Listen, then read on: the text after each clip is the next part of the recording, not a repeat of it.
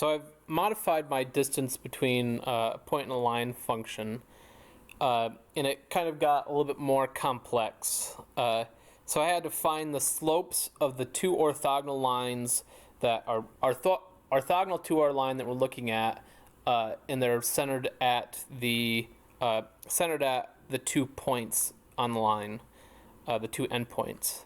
And so I had to find the slopes, and it turns out that if the line is horizontal, then a vertical line has a slope of infinity, which breaks things.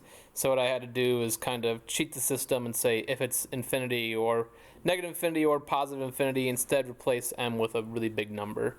And I just kind of had to do some math magic to get my new lines.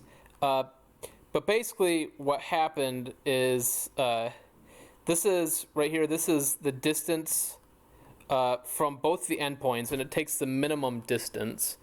So this is for the case where a point is outside of the envelope, and this is the case for a point inside of the envelope. So let's run this and see if it fixes things here. So I'm gonna run it, and there we go. So that is that's actually a perfect fit, right? And I didn't show you the progression last time, so let me kind of look at the progression here. So we've got our first line is in between the two furthest points, and then the next thing the algorithm does is says, hey, what's the furthest point from this line? And it turns out that it's probably going to be this point here, right? You can kind of visualize that, and sure enough, it is. And so we split that line into 2 lines.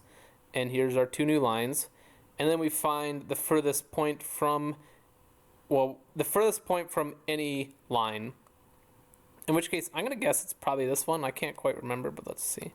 Yep, so there's that, and then probably maybe this is the furthest point. It's kind of fun to guess.